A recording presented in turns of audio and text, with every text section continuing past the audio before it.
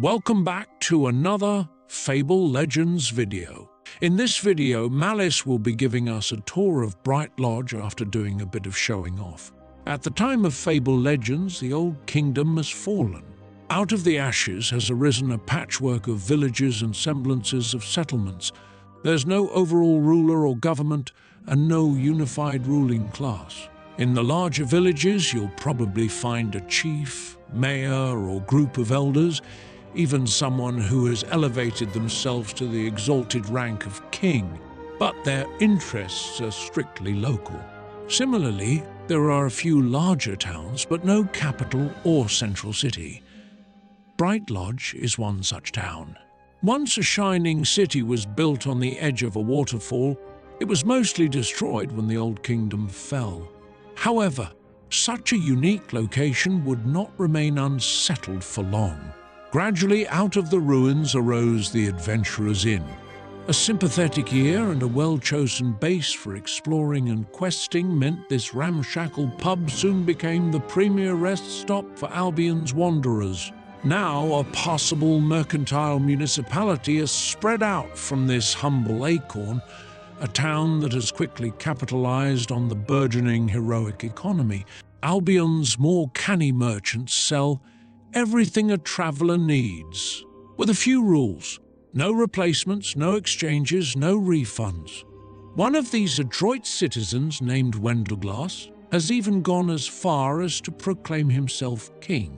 The so-called king and town of Brightlodge had a few places that made the town worth the travel. Seeing the town from afar on the walk-in was one of the best parts. Precariously perched on the edge of a waterfall was Wendleglass Hall. The structure itself has survived since the fall of the Old Kingdom, but has only recently been restored by Wendleglass, who then named it after himself and turned it into the town's administrative centre. Inside Wendleglass Hall was a room called the Gallery of Heroes. In this room, you could unlock new heroes at the gallery, where Brightlodge's finest are recorded for posterity. The Gallery of Heroes is where the heroes' paintings made by Colin are hanging, and where the player can unlock them or check their abilities. The valley that extends itself below the waterfalls where Brightlodge is located is Kingsvale. Many spots in the town allow the townspeople to gaze upon the valley and its fjord. In the centre of Brightlodge's main island, just outside of Wendleglass Hall, is the main square, a gathering place for the townspeople and also where most shops are found.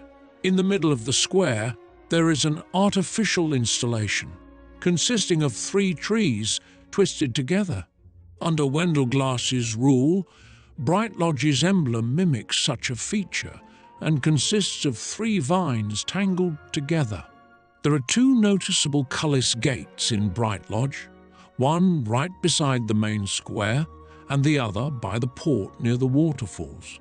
One gate communicates directly with the other and can be used to teleport between the 2 locations, sparing the heroes to walk the distance on foot. Brightlodge's docks are located at the lowest point of the city, by the waterfall's edge. This is the main place where any goods the town wants to export or import must arrive or leave. Merchants and their boats may or may not be taken by the falls in an alarming frequency, but let us not pay attention to that fact.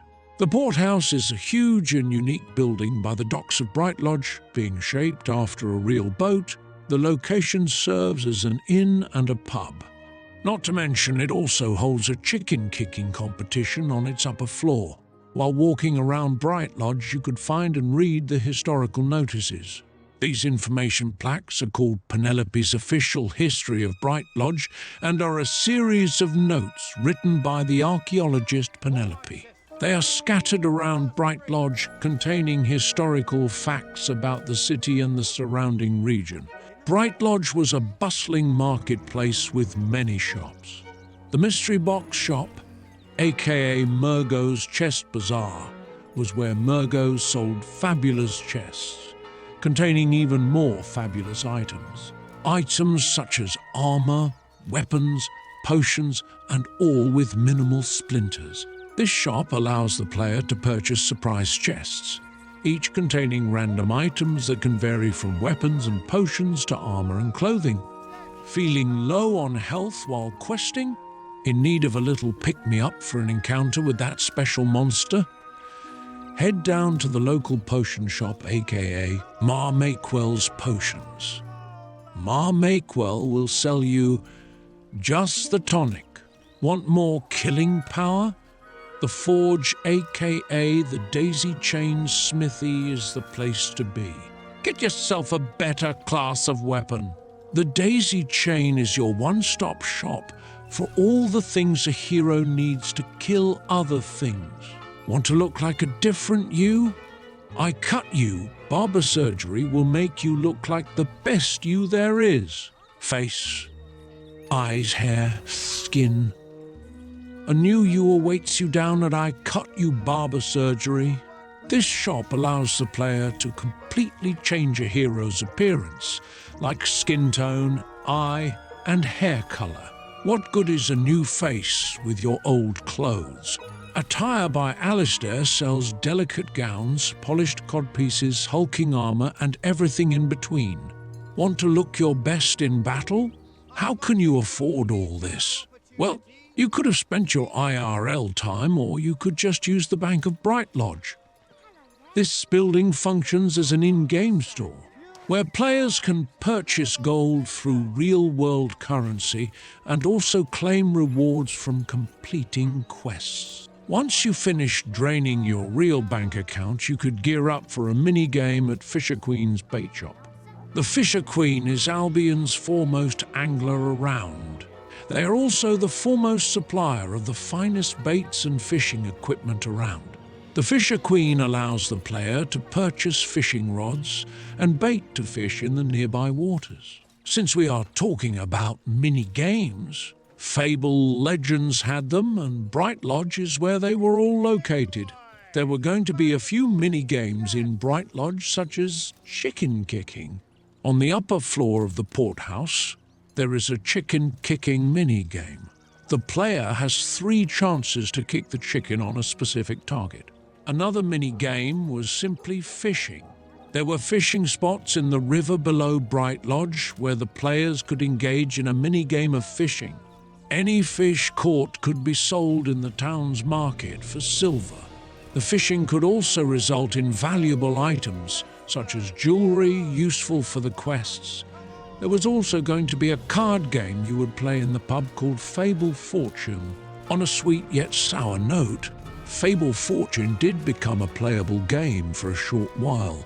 We were all heartbroken when we could no longer play it.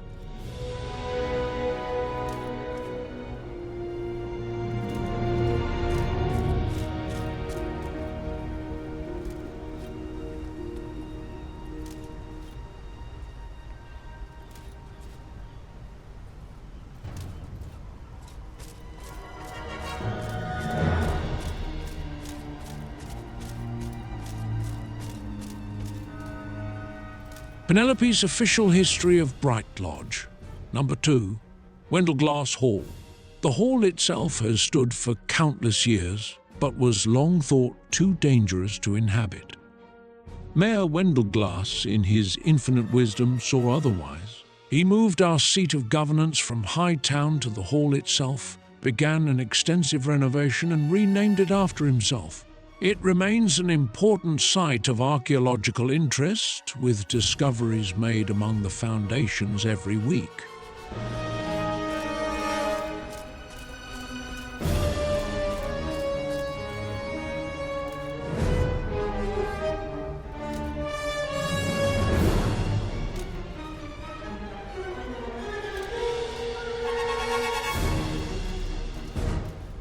Penelope's official history of Brightlodge. Number 11, the new bridge. For many years, Brightlodge was only accessible via the North Bridge, and those who lived on the distant North Bank were viewed with hostility and suspicion. But a progressive mayor commissioned the new North Bridge and opened up the world beyond. Those to the north are still viewed with suspicion, But at least now it's based on their funny accents and strange turnip rituals instead of prejudice.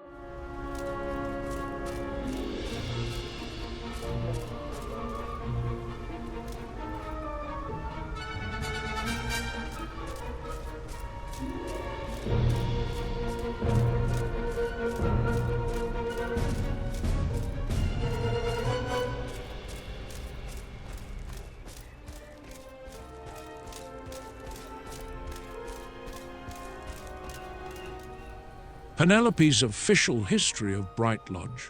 Number 6. The Cullis Gate. Cullis Gates once covered the Old Kingdom, providing safe, magical transportation to those with sufficient powers of will. This one is probably broken, as so far I've been entirely unable to make it do anything.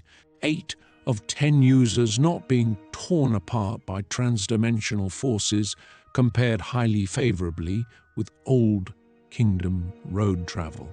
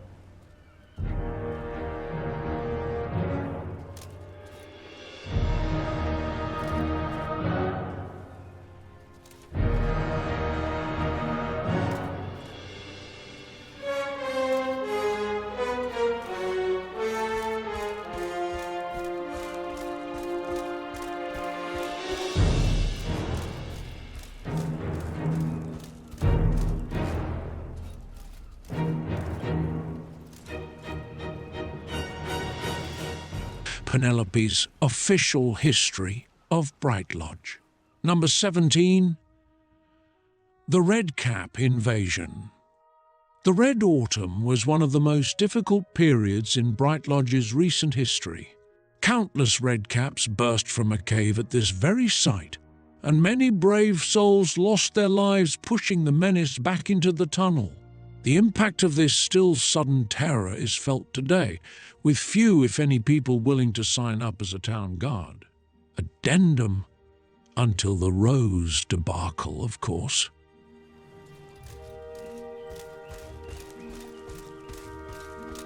Sometimes I want to stop fishing and just let them nibble my toes.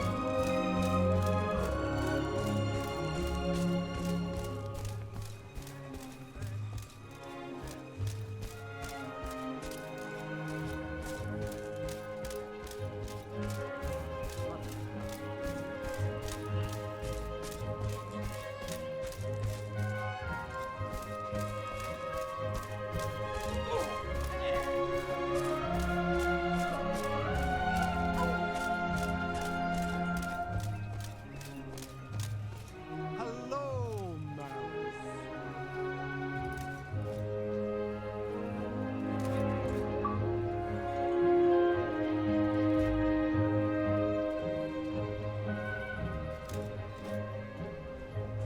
Need to make a statement? Penelope's official history of Brightlodge. Number 21. Wendelglass the Magnificent. Founding father of the Kingdom of Brightlodge, King Wendelglass I rose from market trader to mayor to king to dead in a meteoric crescendo of success. His tragic passing is commemorated in this statue, carved by a local craftsman, Colin, from stone from beneath the hall that definitely wasn't load-bearing.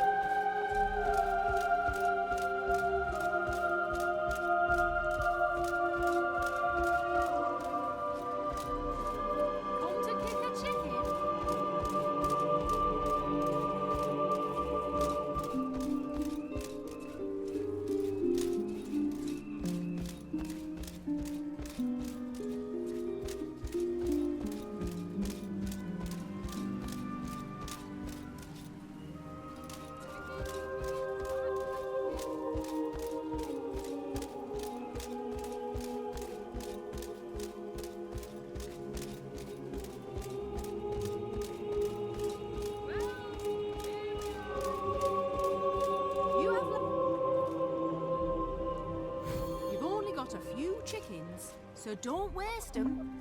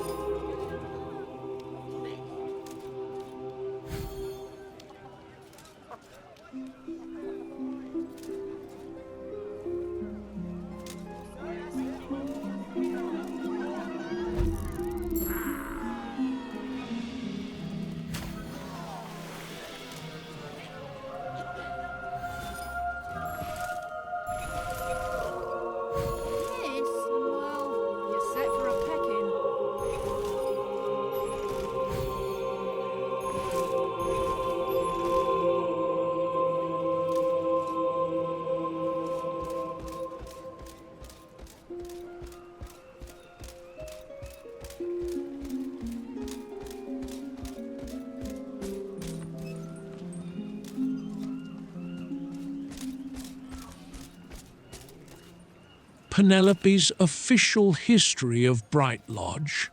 Number 5. The Pig in the Pit. For as long as there's been a pit, there has been a pig, but the history of the pub itself is subject to much debate. Did the pig come here to feed on drunken scraps? Or was the pub built to capitalize on the sorts of people who come to gawp at a pig? Current research is considering if this is the original pig or one of a long line of dutiful swiney guardians.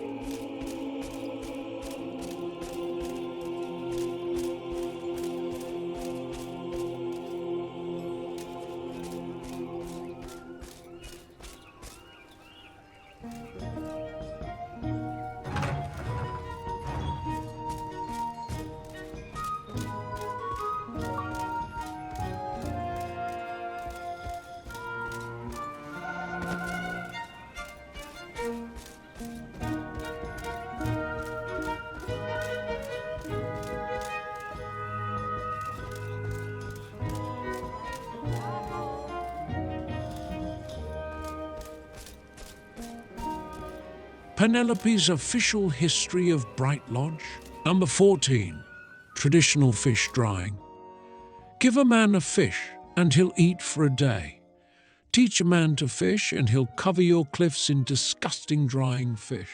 Though the lake is teeming with all sorts of unpleasant-smelling life, bones found near the docks suggest it used to hold stranger things than mere fish, with recently dredged finds including a fossilized tentacle over 40 feet long.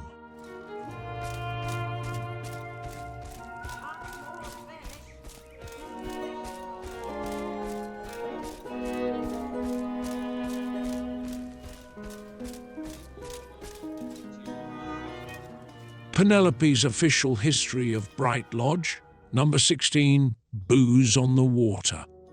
One of Wendell Glass's more idealistic mayoral predecessors, after losing too many clerks to the waterfall, attempted to ban drink from the city walls. Sadly, this only pushed pubs onto the water as determined drinkers took to imbibing on unlicensed booze rafts. Being drunk while drifting across the lake hardly improved the safety record, and the ban was quietly lifted 2 months later.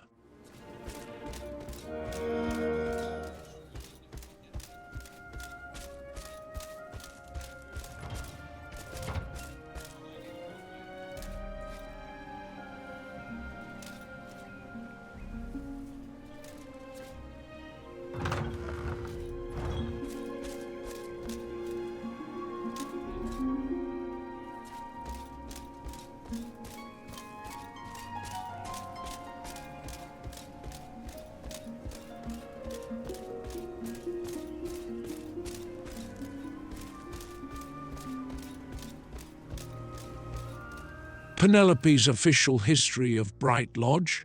Number 18, Shipping Accidents. As the town flourished, so did trade.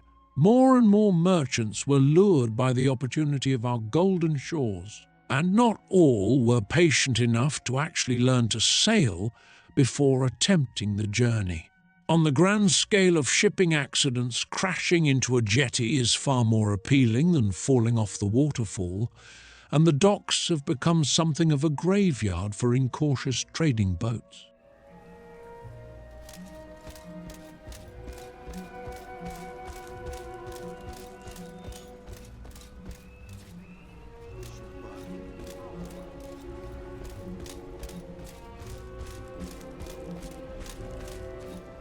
Penelope's official history of Brightlodge. Number 15, Grain Shortages.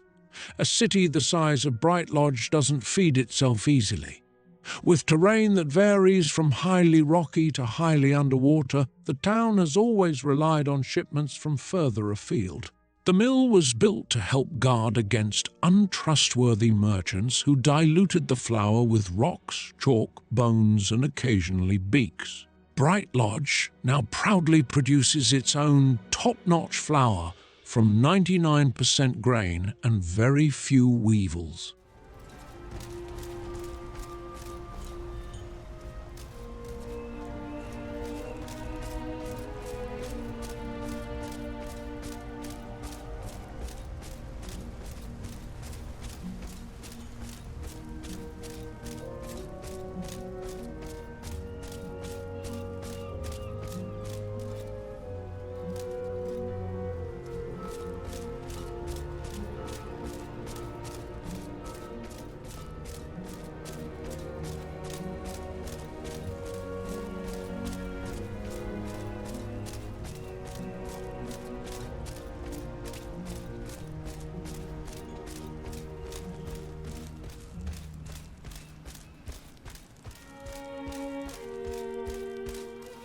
Penelope's official history of Brightlodge.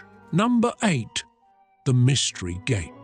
Behind the gate lies a staircase that descends into the inky dark below. Many have tried to discover where these strange steps lead, but they just seem to go on forever. Some attempts last minutes, others hours, but all turn around and come back. These sorts of things rarely end well, so the town council decided it would be far safer to just board the damn thing up and move on.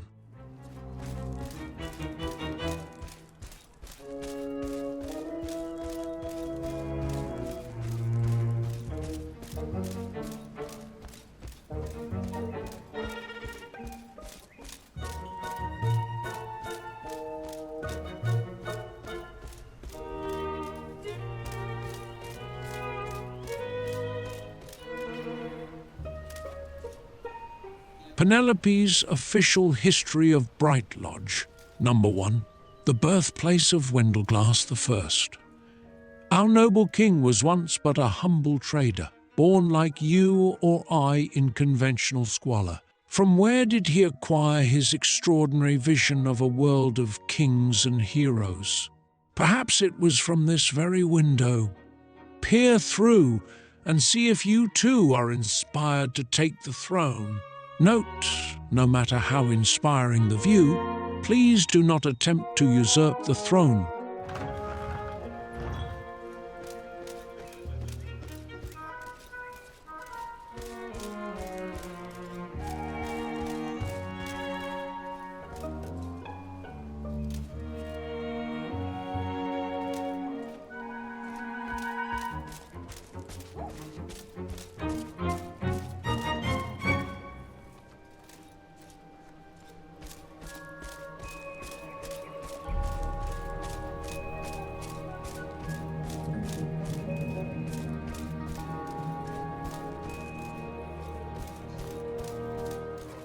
Penelope's official history of Brightlodge.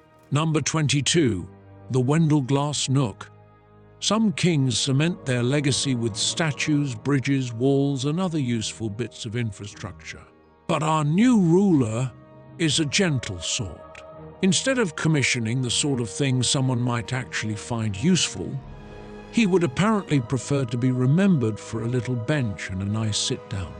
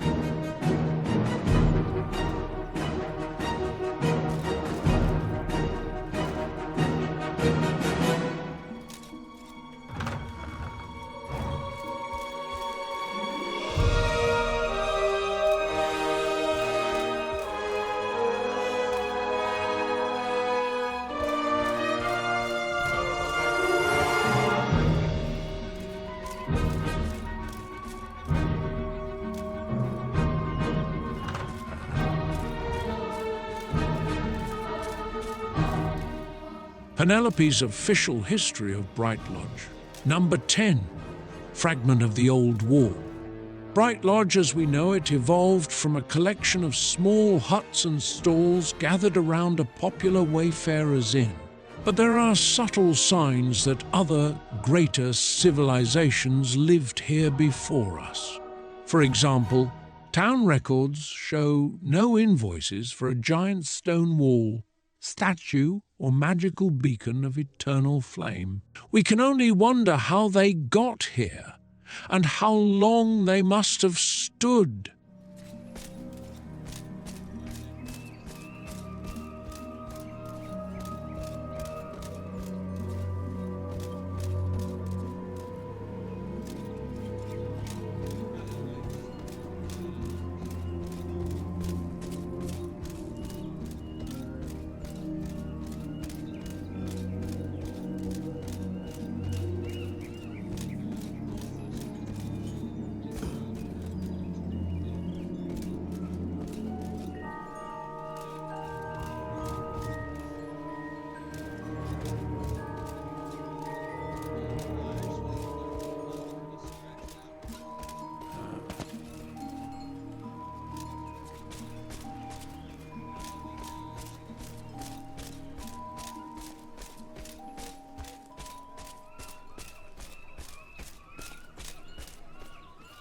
Penelope's official history of Brightlodge.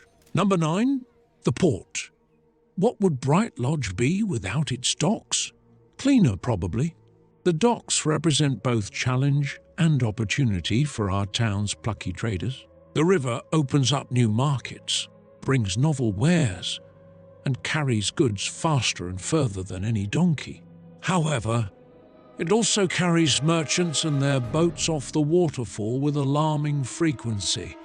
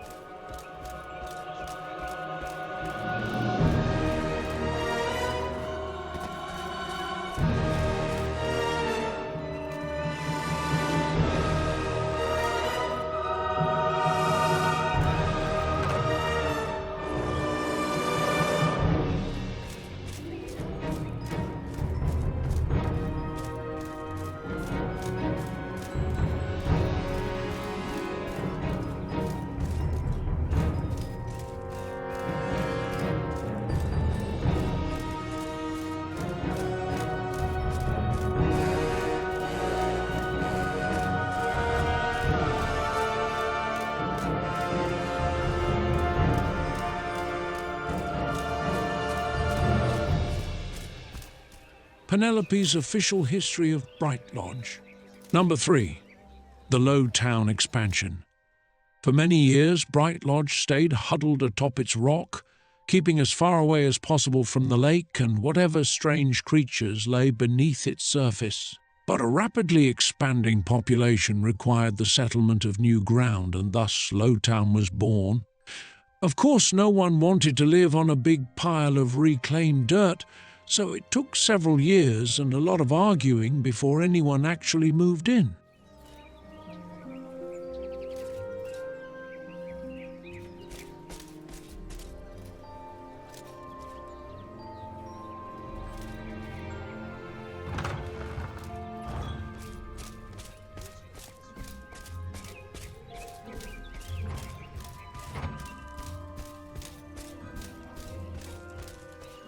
Penelope's official history of Brightlodge. Number 13. The Wishing Pool. A local myth claims that coins thrown in this pool will grant wishes. Interesting as folklore, but this is superstitious bunkum. Real wishing pools look very different.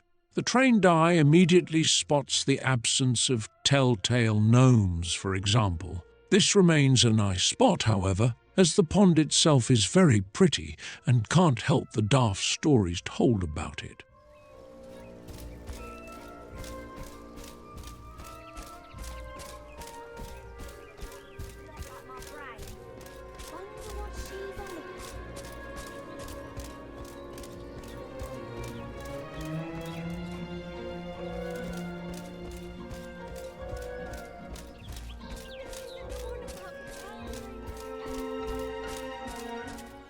Penelope's official history of Brightlodge. Number 4. The Brightlodge Anchor. This anchor once secured a mighty barge, keeping it happy and secure in the lake instead of hurtling towards the waterfall. Sadly, the decision to launch midwinter fireworks from its decks proved a fateful one. The barge was never seen again, and its anchor has been left where it landed as a reminder of the importance of being careful around explosives.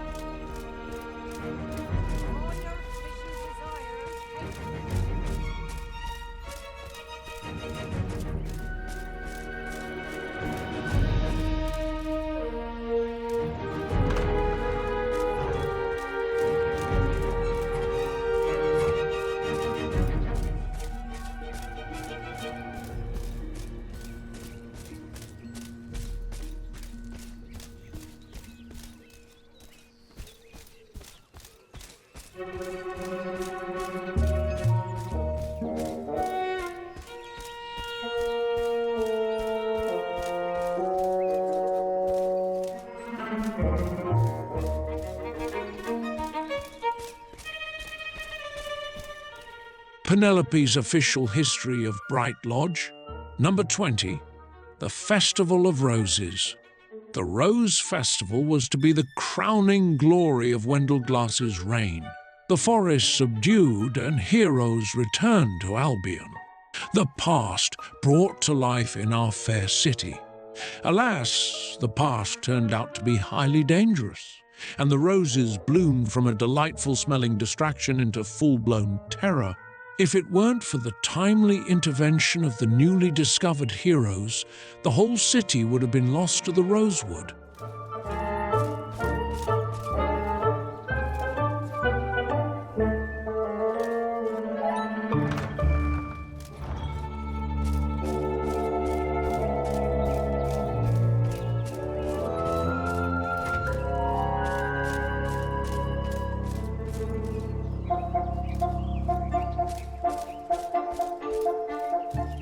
Penelope's official history of Brightlodge. Number 12. The House That Swam Away. A famous landmark, the house that swam away used to be a regular Lowtown house. Records don't indicate if the house gradually snuck away from town, or if it leapt over there in a single bound, but nonetheless, there it is. Cheap rent is balanced against the incredibly infrequent ferry and having to acquire shopping via carrier pigeon.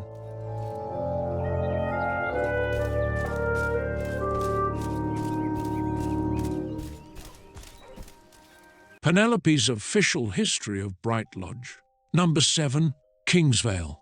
Drink in our magnificent valley, marvel at our river's unstoppable geological power, and be inspired. Note also how our great hall stands upon rock that endures while the world around it washes away. While this has left it in a rather precarious position, the spectacular vista is worth the logistical inconvenience.